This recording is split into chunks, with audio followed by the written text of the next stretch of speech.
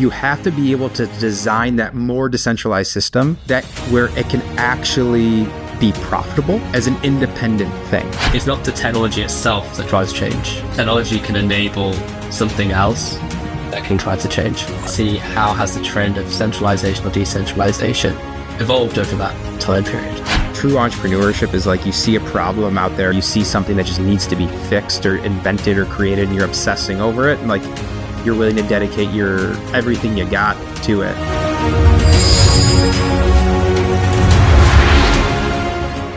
Hey, welcome back. What's going on? How are you doing, Jordan? I'm good, man. How are you? Yeah, I'm good. Where are you sitting right now? Where in France are you? I am in Paris, France, in my studio / office / greenhouse thing, which is kind of cool. It's very cool, but it's not that practical when it's sunny out or when it's cold out. So I'm in that good. There's this good period right now where the weather is nice and it's comfortable in here without having the draft of the cold air or the sun just beating down on you. My goodness, I'm jealous. Jealous for a bit of sun. In Thailand right now, I just had a little bit of flash flooding on my way over here. Nice. I'm absolutely soaked. I don't think you can really see it, but yeah, I've got rain all over me. So yeah, it's a full-on rain season over here. Anyway, Jordan, we've been talking a lot about decentralization, right? But we haven't spoken about its opposite, centralization. So I wanted to ask you, right off the bat, what does centralization mean? When I think centralization, I think it comes down to centralizing actually decision-making or power. That's how I think about when I think of decentralization. So, inherently, obviously, our world today is way more decentralized than what it was a long time ago, just because you have a much more diversified economy and many different micro economies and communities and everything existing. It's much more complex. It's much more dynamic. But as that's kind of happens,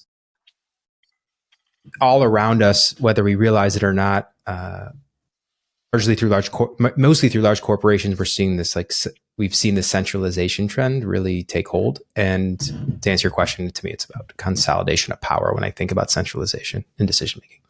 Consolidation of power is a really succinct way of putting it, I think. On my end, I feel like I'd push back a little bit on the idea that we've seen more decentralization over time. I'd say we see less, right? Both in politics, which is like kind of the primary form of power, but also in the economy too. If you look back at some of the first empires, if you ask a historian what the first empire might be, they might say ancient Sumeria, right? Mm-hmm. And ancient Sumeria was an incredible place, right? It's where writing kind of originated from. And it predates the domestication of the horse, right? So people were just doing everything by foot. And that meant that every time someone came along and just conquered a region, it would only last for about 10 years before the whole empire crumbled, because there wasn't enough time to communicate, right? They would take months to just deliver a simple message, right? By which point, the rebels have already risen and beaten you to the punch. And obviously over time, as communication has improved, take, for example, the telegram, right? Sure. That allowed for things like the British Empire to exist for a little bit longer, the domestication of the horse, for ancient Assyria, and then till today, the internet, right? Now we could in theory have truly global hegemonies, which arguably is what the US has done for the past several decades. So that's kind of politics, right? But I think as we communicate more and more on the same channels, our economies get more centralized too. So look at Facebook, look at social media, right? How we have so much communication happening on specific platforms, whether that's Twitter, whether that's Facebook, whether that's Snapchat, just a few really. And then we start baking in, the creator economy. We start baking in Facebook Marketplace. We start baking in all of the businesses that aren't directly on these websites, right, on these platforms, but rely on them to get business too. And so I guess that would be my argument for why we've seen an increase in centralization over time. But I fully agree with your definition. It is kind of the coming together of power. Wait, so I didn't fully follow that real quick on, you're saying that we're seeing more centralization Yeah. now. And I'm I sorry, think I we're seeing missed. more centralization now. Yeah. Which bit did you miss? No, that's what I said. I said in over the past 20 to 25 years, we're seeing this I kind of consider centralization and consolidation of power the same thing. So yeah. Oh, apologies. I think I heard yeah. Maybe I think you said decentralization, so that's why I got messed up. But that's okay. Yeah. So we agree then. Yeah, I mean, I think in what we can dig into it, but I think there's and the whole kind of like free market perspective and pro capitalist perspective on this is, is everything's about economies of scale. And so when you get Yeah. consolidation and scale, then that means lower prices, which means better for the consumer, lower prices, more Mm. choices. And we're gonna get into that, because then you would think across all aspects of the economy, that's what would be seeing. And then you get this complicated thing of what areas of life government's involved in. And typically the areas that government has heavy involvement in typically are actually things get more expensive, like housing and healthcare and education. But anyways, the point is consolidation is supposed to bring all these different benefits to society. And I think they have, in the context of, more affordable clothing and food and these things Mm. during this last industrial revolution. But um, I think, at least in the Western world, right, we're overfed and we're an unhealthy population. So I think there should be a rethinking of this and where the benefits of this consolidation and centralization come. So. Yeah, for sure. And I think, as we'll talk today, we'll get more into kind of what the benefits and drawbacks are of centralization. I mean, the reason we're bringing this up today for our audience is we really want to compare today's world with the world of the past. We want to compare Gen Z with millennials, right? And see how has the trend of centralization or decentralization evolved over that time period, right? And how's that shaped our experiences, right, as human beings? And I Well, guess, yeah, on yeah, that point, go ahead. or sorry, go ahead. No, I was going to jump into maybe a few examples of it, but I'd love to hear what you were about to say. Yeah, just framing it up for the audience. So just the reason why this is it for us, this was an interesting conversation. So I'm 43. When I was getting ready to go to university, college, it was around the year 2000, so about 25 years ago. Reiss, 25, right? Yeah, almost Soon to be 26. almost Yeah, 26. So halfway to 52. So it's this idea that, exploring also like the world that I was coming up in as a 20 something, Mm. what the world looked like, what the opportunities were. And then, for you, Reiss, and kind of the Gen Zers out there, I think it's a very different world, and you're going to have it's a very different, the game on the field is very different, which is, I think, a big piece of having this discussion. The game on the field is very different, and also the incentives to play that game are very different, right? To what degree you have to play it, right, is really important. But we'll come on to that. I think maybe a good place to start is with some examples in today's world, and then maybe we can kind of go to the past in the second half of this episode. And so maybe some examples of centralization today is well, Jordan, you had a few examples actually. Yeah, well, I think there's two maybe things. do you want to start with those? Yeah, so I think we can. So let's talk about like the state of certain industries today, and then actually going back and looking maybe back 20, 25 years. So I pulled some stats here. So the first one, let's go with food, because that's always a fun one. So I have a stat here that, as it says, like, so multiple sources, the global food supply is pretty much owned by 10 companies controlling 70-80% of brands that we all like, that any brand that you pretty much ever hear of. And that's pretty concerning. So what we've seen happen over the past 15, 20 years is most of the large conglomerates they were acquiring emerging brands. So examples were like vitamin water that Coke ended up buying, and you can go down the list and down the list. All these emerging independent CPG brands and ended up getting gobbled up by the conglomerates. And so for the consumer, they don't know that a lot of times who owns what. It's on the little, writing on the back of the package. But for them, it's still vitamin water. It's still Annie's macaroni and cheese or whatever the product actually is. And so what's happened is that consolidation of power goes all the way down the value chain.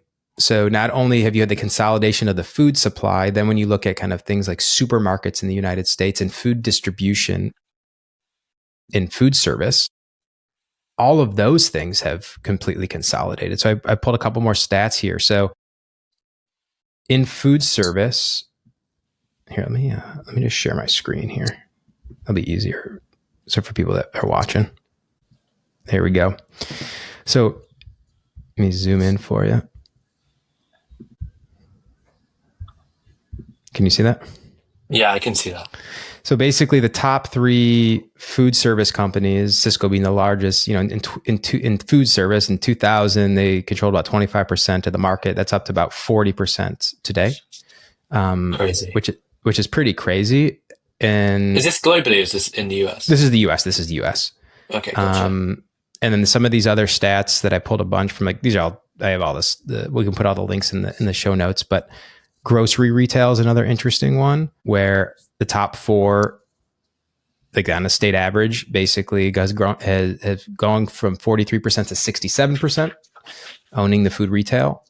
And then the top 20 nationally, the top 20 retail stores from 2000 represented about 50% of food retail sales, and that's up to about 65%.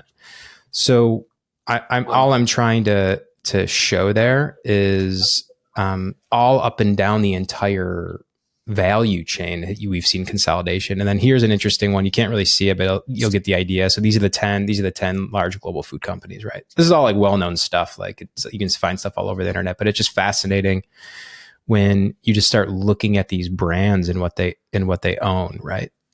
So like I think I mentioned before, this is an interesting one, right? You would never like think of this, but like, Coke owns Glasso, which is vitamin water, smart water. They own San Pellegrino, Dasani, Fuse, all these beverage brands that Americans would know, but you never like associate it with Coca-Cola, Right. And you got Mars on there as well, which owns so much. It's interesting. And so when, obviously one negative effect of this over time is rising prices, right? Because we could argue that over time we'd see the monopolization of the market, but you're making a different point, aren't you? You're saying that it's actually related to the quality of the food that's being shipped to us. So could you talk a little bit more about that? Yeah, well, we can talk for a long time about that. This is really important to me. But the point that I'm trying to make in that consolidation, those consolidation statistics, is when you have consolidation of power across the entire value chain, that is controlled by such a small group of companies. And we haven't even gotten into the point of like who's in bed with who and how all this stuff works behind the scenes. Right. That becomes troublesome. It becomes troublesome, and not only becomes troublesome, it ends up making it really hard for new market entrants to come into that market because of they have power all along the entire thing, whether that's from all the way down the supply chain for the actual inputs, all the way to the agreements that these companies have with the distributors in the supermarkets. So when you get into this whole game, there's all we won't get into it now, but there's all types of rebates and incentives and all these games that they play in this messy middle that make it really, really hard for any type of small emerging brand. If you're like a CPG company trying to get into shelf space in retail and supermarkets, it's really, really difficult. So basically you're entering a world where you have to have such explosive growth with such high margins to be able to break into traditional retail. And what most people don't realize, I'm talking US now, 80% of all retail spend is still happens in bricks and mortar. So like you don't have another choice. And so basically what that means, now this gets to your question about the quality of food. So basically what that means is once you work on how wholesalers and distributors take their percentage, the margins that you would need to make to be able to make some money to continue to, invest in your company as someone making a food product, you need 70% gross margins to do, like, right out of the gate to actually do traditional retail, to deal with payment terms and working capital. And so when you deal with you need that 70% to be kind of eaten into by all of these extraneous kind of bits that you wouldn't consider. That's usually right. If you want distribution in traditional retail, correct. Like that's that's like a standard kind of metric, right? Like, and you just can run the numbers. It's not difficult to run the numbers a bunch of different ways, but like net, right? So that's where you have to be, because it's not only distributors, then you have like the brokers and the redistributors and all these things. If you want to get long tail distribution, that, so what does that mean? And going back to your question, Reiss, which in order to have those margins, when we're talking about food, you have to keep food costs down. Yeah. And so if you want things like clean ingredients or things that might not be, that aren't shelf stable for 2 years, right? That have all types of additives, emulsifiers, stabilizers in them, it makes it really, really challenging. In the US, if you want to sell a food product with broad national distribution, because it needs to be shelf stable.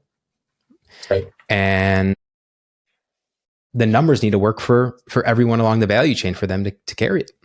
It needs to be shelf stable because it's being distributed across the country, right? It's not being consumed locally, right? Because if it's consumed locally, then you could just, eat it the same day you pick it up, right?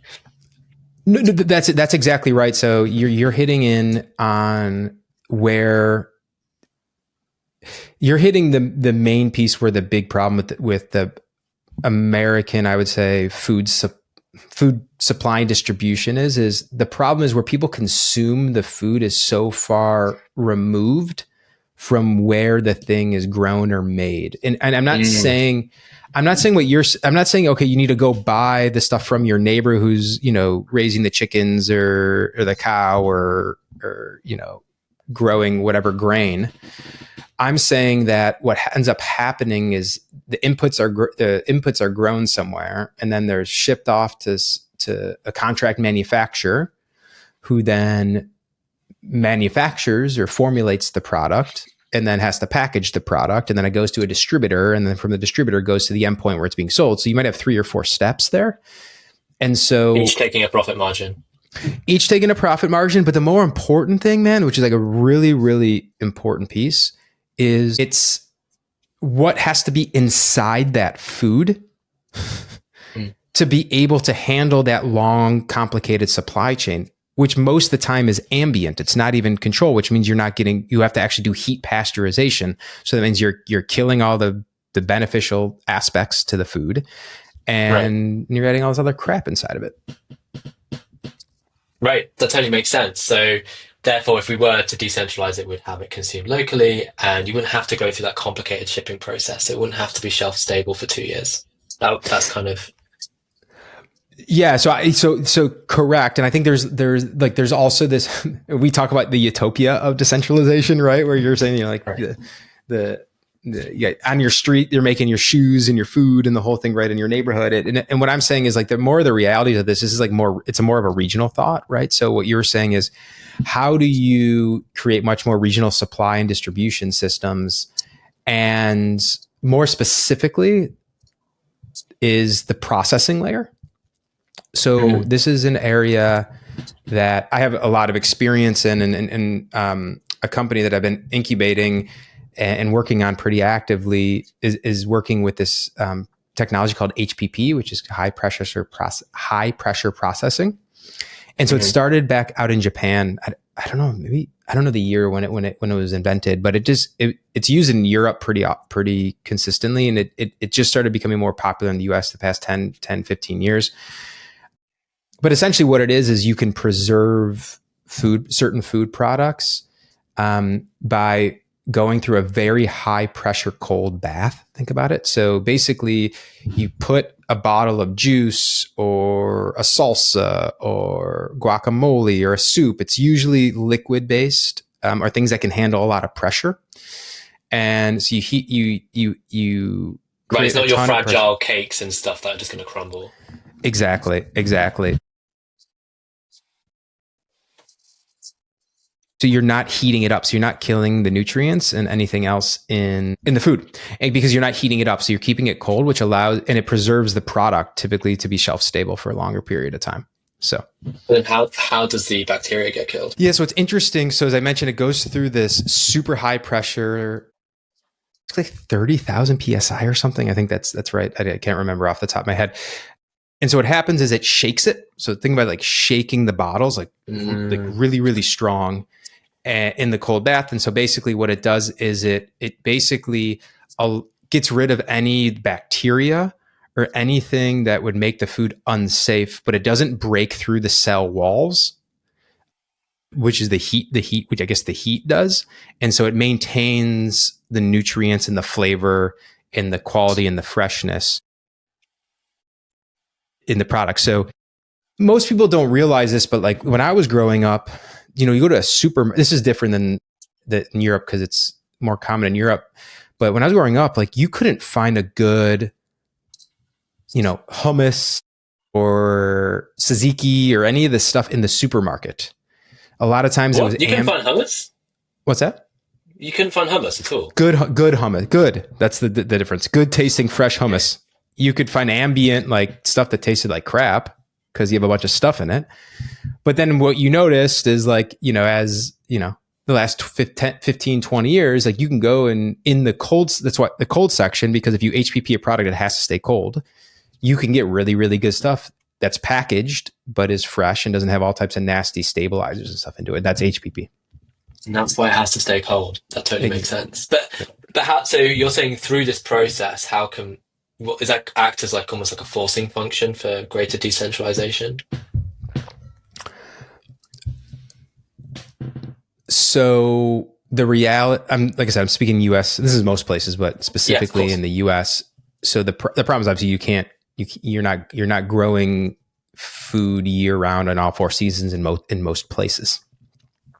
So you need to bring in inputs from other geographic areas to make whatever products that we're going to need. And so my point of what I'm saying is if you had more regional and localized, you need the more regional localized processing layer, the processing and distribution layer. And that can help inherently create a more decentralized, shorter supply chain. Because, and then my point I was trying to make is there's this whole middle that no one really pays attention to. And that's really, in my opinion, where the rubber meets the road on a lot of this to actually reorient from a large centralized system to a more decentralized system. I suppose what I don't understand, and what would be great to explain to the audience, is like how do we meet this messy middle? How do we skip this messy middle as much as possible using a process like HPP? Or is that not the point you were making? No, no, it is. I think when I think about that question, I go to actually how distribution works. Okay. And that's the problem, which is today, if you're a supplier, so if you're supplier of HPP products, right, and you want to sell your products into supermarkets or food service or whatever it is, food service being bars, restaurants, hotels, those companies, especially the larger ones, work with distributors. And distributors have the logistics and the warehousing. And so what ends up happening is like, okay, I'll sign up with a distributor. Now the distributor has thousands of products in their catalog, right? That's part of what the value that they bring to their customers. And they have the salespeople out and they own the customer relationship. So essentially the distribution function, like of this like last industrial revolution, the wholesale distributor acts as a gatekeeper. So if you're the one making the great tasting innovative HPP product, and you still need sales and distribution. So you go work with these distributors, but these distributors have become so powerful and so bloated, and they're still operating on a, like I said, they're still operating on the old business model from an old business model as it relates to technology and how things work. They kind of clog the middle. They do a lot. They've done amazing stuff as we've built a much more sophisticated supply chain and diversity of products nationwide. Like, they've done an amazing job and obviously helping to continue to bring, I guess, costs down for the consumer over a long period of time. But that's where the messy middle creates a challenge, because in order for they take their margin and the way the numbers need to work, you end up with this, you go back to the same thing, whereas you need the supplier of the food needs a much higher margin to make the whole economics work. So you end up with a lower quality product. To answer your question directly, how do you get rid of that? And I'm a believer in, we talk a lot about this, which is like in the whole trend. There's the whole trend going on to this, and some of the smartest investors in the world paying attention to this, which are now focused on kind of what they call, completely vertically integrated solutions, right? So hardware, software, AI, all powering all types of new real world economy things, let's just say. So I would say that how you have to fix this is the enabling technology is something like the HPP technology. That's what enables this. But you have to integrate the function of the production with the sales and distribution. You got to go all the way. Okay. Yeah, that totally makes sense. Aligning production with distribution in a way that is enabling through cost reduction. I suppose the argument would be, like, in the long term, as this gets more and more widely adopted, people would start to centralize to reduce costs even further, and then you'd be faced with the same problem. Okay, so this is a great segue into when you talk about decentralization. So for me, so you're absolutely right. Obviously, you get benefits with scale, and everyone knows that scale is very, very powerful. And I believe it doesn't matter what you're talking about, what industry, what supply chain, whatever it might be, if we wanted truly more decentralized systems, you have to be able to design that more decentralized system where it can actually be profitable as an independent thing. So I'll give you an example.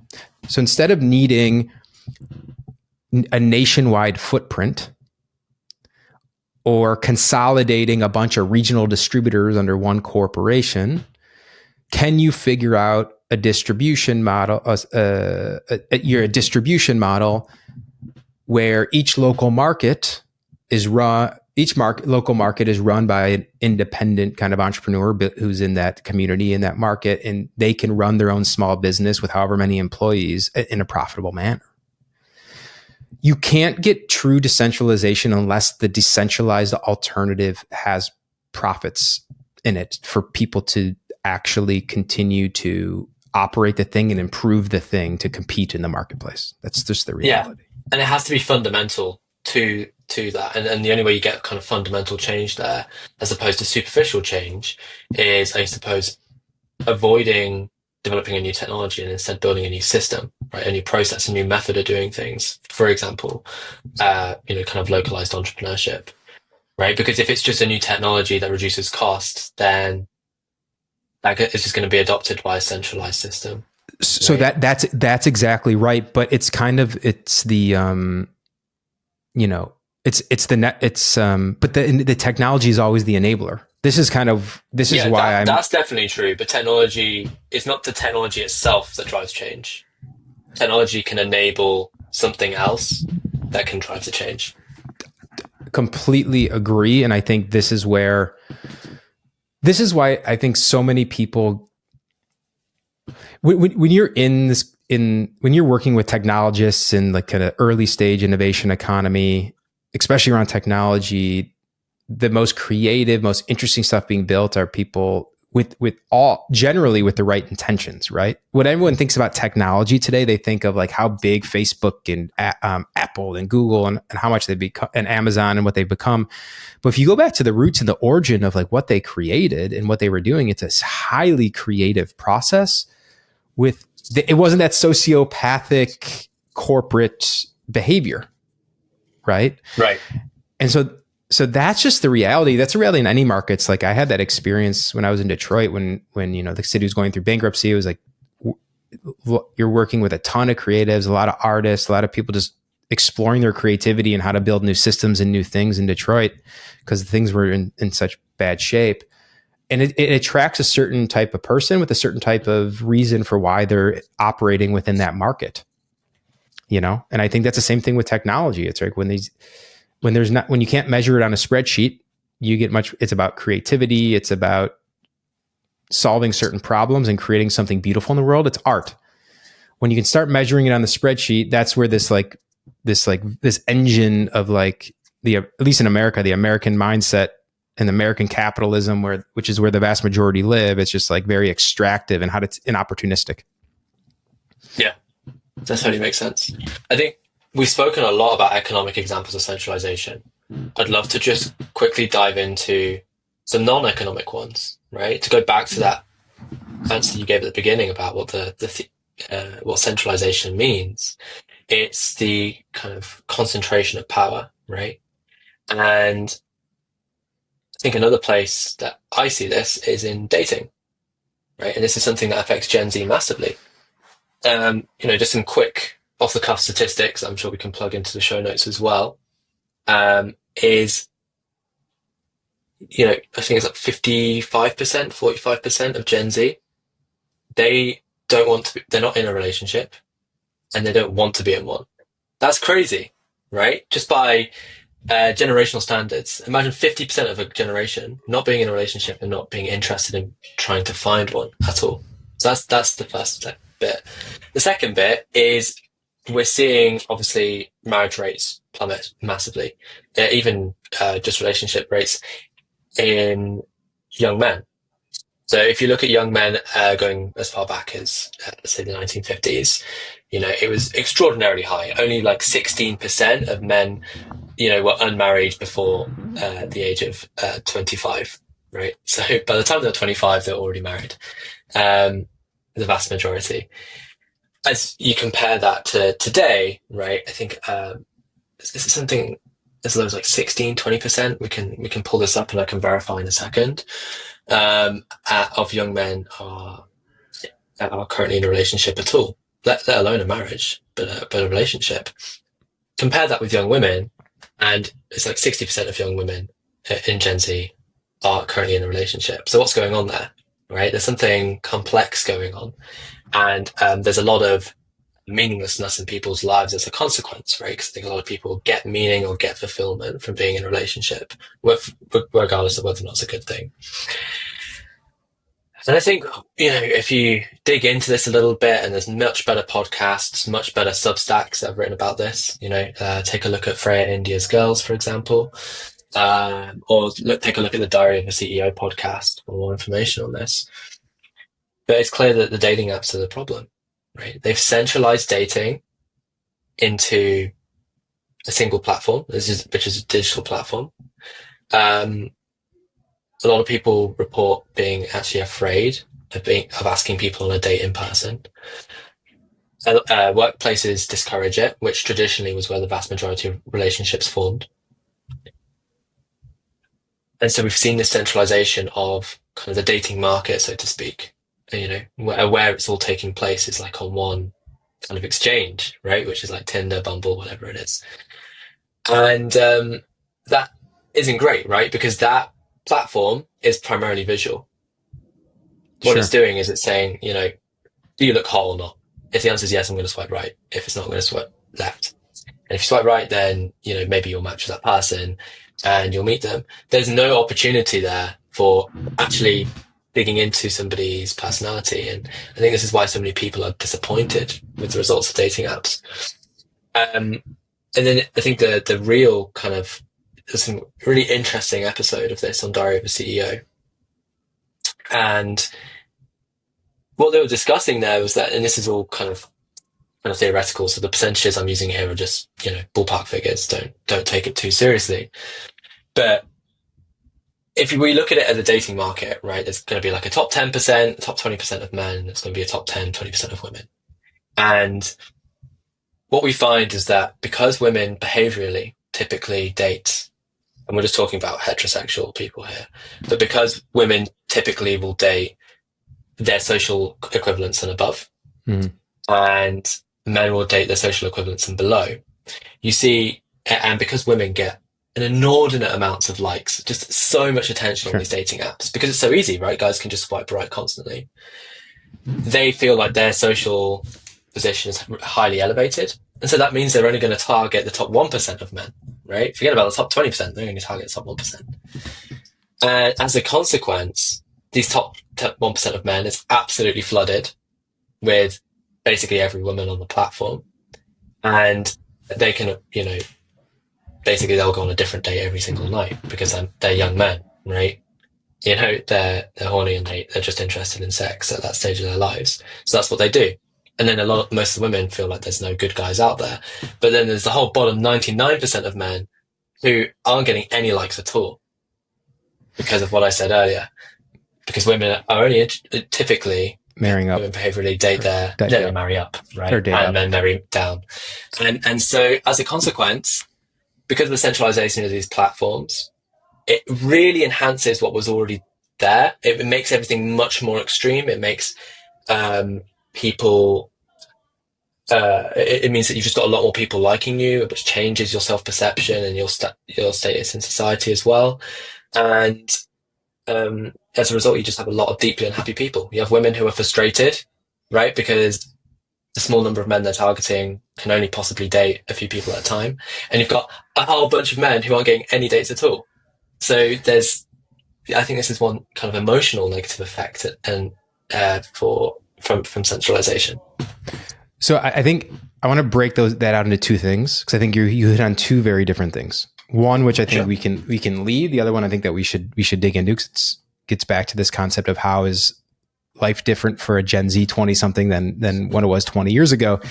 But the reality is this: when you talk about the centralization of power in dating, right, at the end of the day, like this is just these are products that a company has made, and it's at the end of the day up to the consumer if they decide to use it or not, right? So they don't have to use it. So I don't like when we talk about this concept of consolidation of power, like that's different than like your food supply and what you eat, because you need to eat. And if you're not given choices, I mean, plenty of choices, but you know what I'm saying? Like if that's all being consolidated in a way that you can't even see, but like you still need to eat, you have less and less choice if the more and more brands and things are being controlled and owned by conglomerates that are completely out of your control. The dating thing for me is more of like, that's a consumer choice. But what you're saying, which is just the dynamics of, because these online platforms have become so popular, I think is what you're getting at, and powerful. It's just exacerbating the dynamics that you mentioned. But let's get to the underlying dynamic that you mentioned. And I want to get your perspective on this, because this is your cohort, which is women typically date up from a socioeconomic standpoint, right? So what that means is you want to have, generally speaking, of course, I'm a little more traditionalist like this now that I have two kids and seen that evolution. But anyways,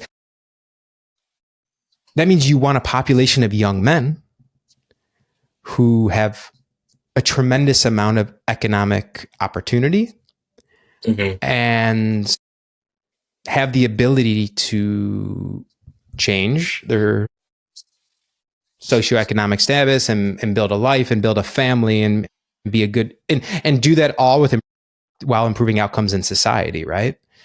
And going back to what you were saying, which is, okay, if we just stick on that point, which is the most important point, is what is the game on the field for the average Gen Zer today?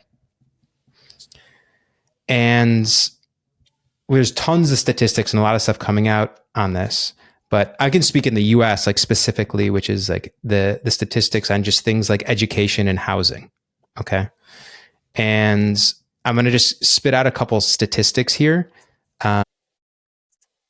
Then Reiss, I want to pop it over to you as the Gen Zer in the conversation. All right. The resident Gen Zer. Yeah, exactly. All right. So real quick. So let's just a couple stats. First, let's start with education. So in here we go. Between the years 2000 and 2022, so basically between the time that I was going to university and the time that Reiss would be going to university, average tuition fees jumped 60%. That's it. That's all like inflation adjusted. Yeah. Which is crazy. And then if you go over to the housing one, that one gets even crazier in the US. So the median US home prices have grown almost 200% since 2000, from about $119,000 to almost $360,000. And now during that time, the median household income has only grown 40%. So what that means is your housing prices have doubled while your incomes have only grown 40%. So when you think about how unaffordable housing is, so in housing, at least in the American culture, is like a very critical piece to like starting a life, having a relationship, building a family. It's just like way, way less attainable. So you're going into debt to go to school and then you're coming out and then like you can't even afford a home. It's wild. And it's here's the actual, for people on the watching here. So here it is. This is the medium. This is the actual graph, right? Right. And I think there's this great quote. I think it was Peter Thiel who said this. It was, you go to college to get a degree, but the debt, I'm going to pull it up and read it out. I think it's great. Just give me 1 second. Full disclosure, Reiss is biased because he went through the Thiel Fellowship, so I can't wait to hear what he comes up with this one. Yeah. Definitely have a few hot takes, but save that for another time. Let's scroll down. Here we go. Okay, it's not a direct quote. Oh no, here it is. It's direct. So Peter Thiel said this to TechCrunch in a report at one point. You have to get rid of the future you wanted to pay off all the debt from the fancy school that was supposed to give you that future. One more time. You have to get rid of the future you wanted to pay off all the debts from the fancy school that was supposed to give you the future. Totally. Right. So you end up just sacrificing the very thing that you went to school for in the first place, right? Especially as the number of graduates rise, right? And then the job market gets really competitive as well, and as a consequence, salaries, salary growth declines. Something I always tell kind of my brother this, right? Because he dropped out of university as well. Is you're going to make so much more money as a plumber than you are as like your classic graduate. At least in the UK, I don't know how true that is in the US. Yeah, because the demand for kind of these blue collar jobs is just so high compared to the demand and supply dynamics that we see with white collar jobs. I think to go back to your point, and I know you're eager to jump in, but I just want to kind of bring this together real quick. Yeah, you're basically saying that the social economic demands on young men are way higher than they were in the past. And as a consequence, that affects their dating life, right? Because they're much less able to provide at a younger age than they would have been able to in the past. Is that correct? Yeah, it's like the cards are just so stacked against young men. Like, it's, for me as someone who's a little bit older, who knows what that path was, and I'm seeing how like I said, how the game on the field has changed, which is why I wanted to get your perspective on this. That's exactly right. So it's like, not only do you have the challenges from an economic standpoint when it comes to housing and education and the things that are going on in the economy more broadly, But then you layer on top of that socially, right? Everyone can have their perspective of has the feminist movement gone too far? And it's, equal everything in the context of everything in life, not about like at a human rights level or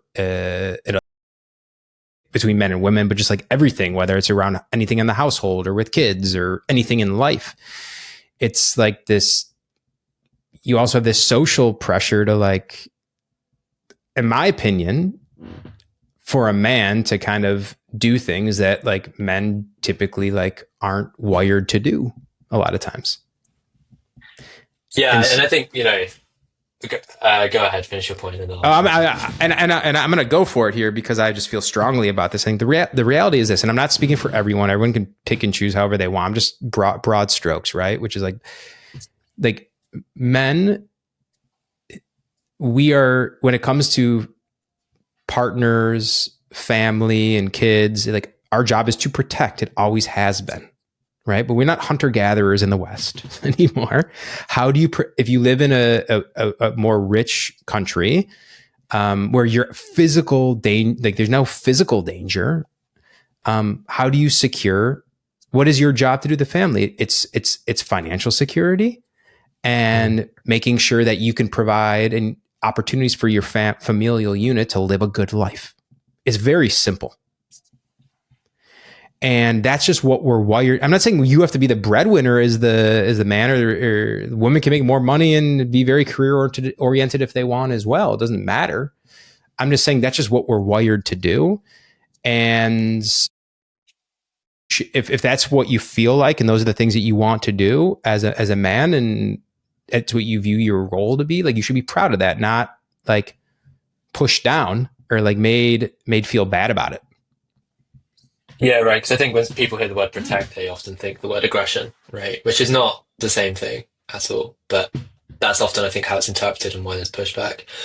I think to your last point there, it's a really important point, which is that we're talking in broad strokes, right? When we're dealing with these big population dynamics, everything is a generalization, right? It's not an exact truth for everybody. And there's definitely, cases where people want different things from, I suppose, the norm, right? But to your point, there are definitely conserved ideas of masculinity and femininity that people like, and that comes from a biological place, right? And I think we see this a lot on women's side as well. Like, there's a great example of this. I think The Guardian did a report of this, and we can put this in the show notes, about dark feminism. So everyone knows about Andrew Tate and kind of this idea of toxic masculinity, right?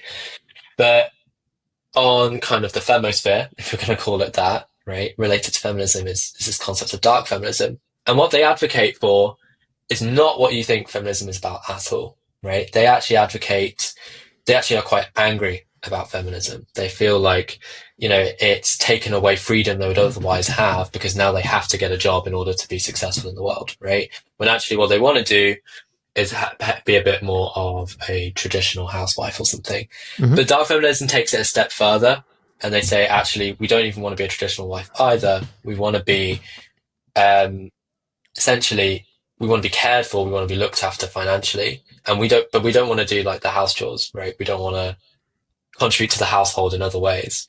So there's like this huge imbalanced reaction to an attempt in society to try and equalize things in terms of, I suppose, the job market, really, and in terms of household. And that huge outsized reaction is coming both from men in terms of what we're seeing in kind of the manosphere, and from women in terms of the femosphere with things like dark feminism. And I think the fact that we're seeing both those reactions points towards this idea that there is some, that kind of conserved norm that we had, I suppose, like in the 1970s and before, that was seen as a bit unequal, and indeed it was, but there is a truth to it that people resonated with. And that goes back to what you're talking about, this idea of men being more protective, being kind of more material providers, and women being this kind of more nurturing, but equally strong kind of emotional provider in a sense, or yeah, I think nurture is a better word than emotional provider. Yeah, nurture is a good word, and whenever this topic comes up, everyone is so it's very important to understand that like this is about how do you want to structure society. That's like the Yeah, question, right? Like I'll tell you, like the whole concept of we've structured society where you need typically two working parents that are stressed out of their minds, just trying to make ends meet to care yeah, for but their they pay kids for childcare, that pay for right? So yeah. they So don't it's even like spend time with their kids. so it's just like brings up all these questions of how we structure society. But I want to come back to the as we're kind of wrapping up here the point, speaking from a Gen Z perspective of what do you, from what you see the game on the field, right? With your friends, with the media you're consuming, everything that you're seeing life wise, for your state. Like, do you feel this in general? Like, what do you feel as a Gen Zer? Like, do you feel this, the cards are stacked against you in the ways that we've discussed? Well, it's hard for me, right? Because I've not lived your life, so I can't, from my perspective, emotionally compare that, right? But for me, it definitely feels hard. It's, you know, things like buying a house, I just assume I'll out of reach. Yeah, period. Right. I think I'll rent until the day I die, which isn't that uncommon in Europe. People look at places like Germany, most people do that. But, in my country, in the UK, it's seen as a great shame, right? To not have your own household at some point. And indeed, there's many people that have got mortgages and things, but it's, you know, that is, that's not something I would consider because I don't want to be saddled with that debt. And I like to have some flexibility. So for me, it would be more about like, can I save up enough cash to do a deal like that down the road? I think for me as well, just on a personal note, I try not to look at life as cards being stacked against me. I think as soon as I kind of buy into a victim mentality, that puts me in a pretty dark place because all of a sudden the world is the problem, not me. And I stop trying to overcome challenges and make my life better. Right. So as soon as I start saying, the cards are stacked against me and acknowledging that, it, there's a kind of hesitancy for me to continue acknowledging it because I'm like, well, maybe I'll just end up adopting a victim mindset and not doing anything, So that I don't know if anyone else feels like the cards are stacked against them, but that would be kind of my advice there. I think I think the let me just think a little bit more about your question because there's something in the back of my mind. I think where I see it most acutely is the dating market, right? Because for all of these reasons, it's linked to socioeconomic status, it's linked to centralization, it's linked to, even being able to, like I think to some degree it's like linked to your politics, right? Because on these dating apps, it actually states what your politics are as well. So it touches everything, and I think I've been quite fortunate. Um, I've had very good relationships in the past, and that some of them have come from dating apps. So I think I've been very fortunate. But I know a lot of men who have really struggled, especially men, because they just feel completely cut out, and they are very nervous to go out and approach anybody through another avenue, such as just meeting someone at a library or whatever it might be, because our social standards have changed, and it's now seen as kind of like improper to do that, right? So they end up feeling very lonely. They really um, feel like they're constantly struggling because of the social economic element. And then that directly affects how they see themselves in the wider dating market. And that just absolutely destroys their confidence. And then on the other side, I just see a lot of women deeply unhappy because they can't find anybody that they would consider dating. I'm seeing it from both sides in Gen Z. Yeah, it's the I think that the perspective, or just speaking with folks your generation, I think the dating side is like very fascinating to me because I think because obviously that's all everything that you're describing, right? That's just writing on the wall of what's gonna, and then you're gonna feel that in society 10 years, 20 years later, Still, right? You know, absolutely. and so I think we can end on this because and it's a good lead in for probably the next conversation. which I appreciated you said, which is, not having this, victim type mentality, which is important, which is like, obviously you're talking about taking agency and having agency, which I believe wholeheartedly in. You have to have agency to go change your outcome and to do things in this world. And no one's going to do it. Nothing's going to come to you. You got to go out and get it. And so what that means is, though, if you're a Gen Zer and you do have that agency, which is great, then to then go out and do that, to go change something in the world, and you got to play the game that's on the field. And as we discussed before, which I think is a good lead into the next for next week, which is that game on the field for Gen Z is very different than the game that I had to play in my early mid-20s. For sure. And I think that in so many ways, but perhaps a big way is entrepreneurship. Would you agree with that? In what sense, entrepreneurship? Like how it's different? More just in the sense it's a much bigger part of the opportunity for Gen Z today, in a way it wasn't before. Yeah, and I think there's also one. I think it's also because it's almost going to be required. Yeah. If you want to play this game that you have to play, that and the dynamics of what's going on, you have to kind of figure out how to pave a path and be entrepreneurial. I don't like that term entrepreneurship. It's like, I also think that's also just like overblown, because it's like, just gotta get on the grind set, man. Yeah, you lose the point of the true. What is like, it's very nuanced and layered for me. Like, true entrepreneurship is like, you see a problem out there, you see something that just needs to be fixed or invented or created, and you're obsessing over it, and like, you're willing to dedicate your everything you got to it. And like, to me, that's entrepreneurship.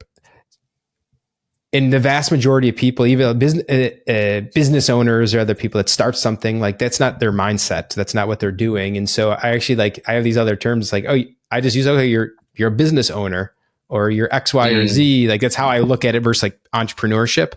But my point of what you were saying, which is totally right, which is basically having the agency to be entrepreneurial. You have to be entrepreneurial and have agency to pave your own path, and not like the system's not going to take care of you like it used to.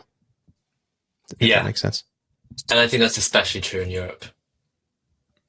That's for sure. Yeah. All right, my man. Okay.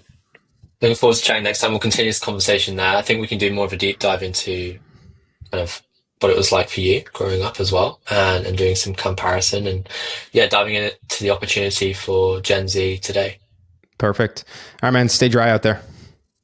Thanks. See ya. Yeah.